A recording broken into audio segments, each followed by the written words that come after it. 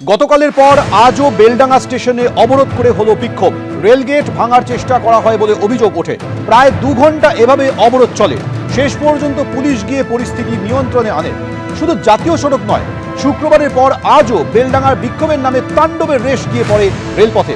শুক্রবার রেল লাইনে বাঁশ ডাল ফেলে অবরোধ করা হয়। প্রথমে বেলডাঙ্গা স্টেশনে বসে পড়েন বিক্ষোভকারীরা।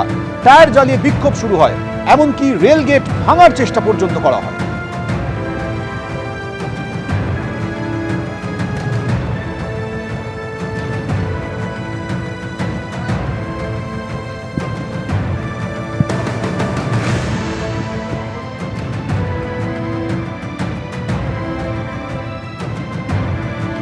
বেলডাঙ্গায় অশান্তি, আক্রান্ত সংবাদ মাধ্যম। সরব হলেন প্রধানমন্ত্রী নরেন্দ্র মোদী। যেভাবে এই গুন্ডারাজ চলেছে, তিনি সরব হয়েছেন এই নিয়ে। স্কুল, কলেজ, বিশ্ববিদ্যালয়ে মহিলারা সুরক্ষিত নন। মহিলা সাংবাদিকের সঙ্গে অভদ্রতা তৃণমূলের গুন্ডাদের। পশ্চিমবঙ্গে কেউ নিরাপদ নন। তৃণমূলের গুন্ডামি আর বেশি দিন চলবে না। कल ही देखा है एक महिला पत्रकार के साथ टीएमसी के गुंडों ने कितनी अभद्रता की है। टीएमसी के राज में स्कूल, कॉलेज और यूनिवर्सिटी में भी बेटियां सुरक्षित नहीं है। यहां शासन प्रशासन में निर्ममता ऐसी है कि बेटियों की कोई सुनवाई नहीं होती। पीड़ितों को बात बात पर कोर्ट जाना पड़ता है। साथियों, इस स्थिति को बदलना होगा। आज भाजपा के प्रत्येक कार्यकर्ता से कहूंगा, टीएमसी की गुंडागिर्दी अब बहुत दिन चलने वाली नहीं है। टीएमसी की गुंडागिर्दी का भी अंत होगा और गरीबों को डराने धमकाने वाली टीएमसी की राजनीति भी समाप्त होगी। বেলডাঙ্গায় অশান্তি নিয়ে বিজেপির সঙ্গে নাম না করে হুমায়ুন কবিরকে নিশানা করলেন অভিষেক বন্দ্যোপাধ্যায়। বেলডাঙ্গায় অশান্তিতে ইন্ধন রয়েছে বিজেপির, অশান্তিতে মদত দিচ্ছে একজন গদ্দারও। নাম না করে হুমায়ুন কবিরকে নিশানা করেছেন অভিষেক বন্দ্যোপাধ্যায়।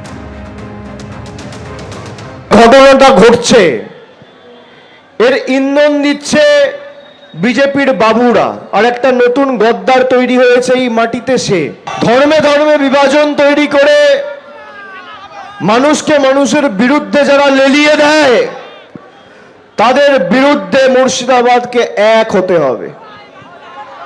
মুর্শিদাবাদে কোন রকম ভাবে কোন বুথে যদি কেউ বিজেপির বিভাজনের রাজনীতির বিষ বপন করে বিভাজন তৈরি করতে পারে, তাহলে মুর্শিদাবাদ দুর্বল হবে আর বিজেপি শক্তিশালী হবে। গতকাল বেলডাঙ্গায় যা হয়েছে, কারোর কোনো প্ররোচনায় কেউ পা দেবে না।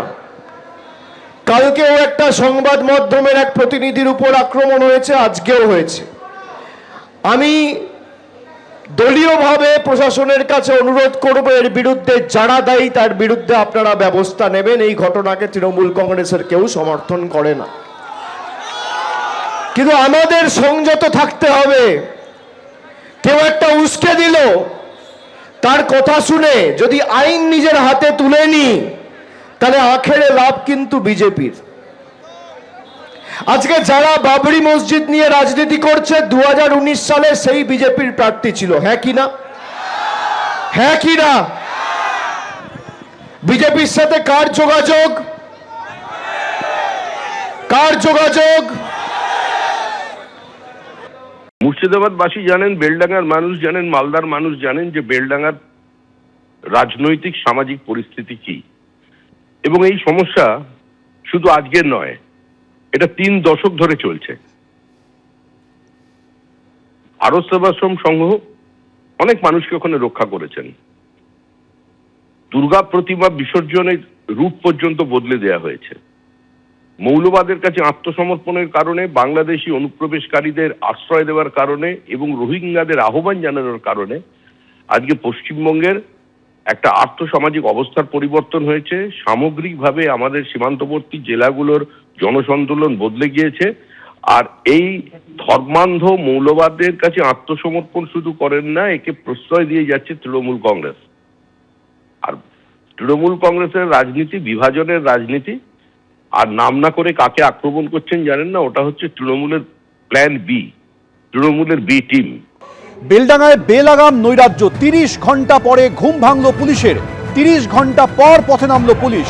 এখনো পর্যন্ত 30 জন গ্রেপ্তার হয়েছে। বেলডাঙ্গা থানা থেকে মাত্র 1 কিলোমিটার দূরে বড়ুয়া মোড়ে তাণ্ডব হয়। জাতীয় সড়ক সম্প্রসারণের কাজে নিযুক্ত ঠিকাদার সংস্থার ক্যাম্পে ভাঙচুর হয়। ফের তাণ্ডব, ফের ভাঙচুর, ফের রাস্তা অবরোধ।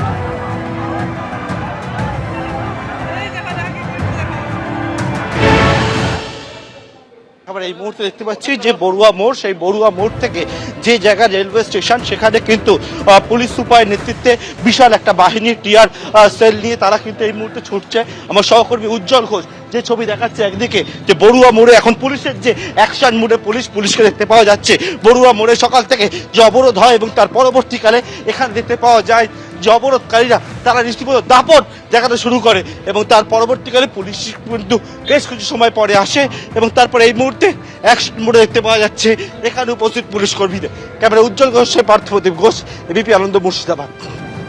দেখুন, ধারাবাহিকভাবে গতকাল থেকে আপনাদের সামনে প্রতি মুহূর্তেরই অশান্তির ছবি তুলে ধরছি। গতকালকের পরও আজকে রাস্তা অবরোধ হয়েছে, এমনকি বাস পর্যন্ত ভাঙচুর করা হয়েছে। আধলা ইট ছুড়ে দেওয়া হয়েছে বাসের ভেতরে, যার ফলে 4 জন যাত্রী আহত হয়েছেন বলেও খবর পাওয়া যাচ্ছে।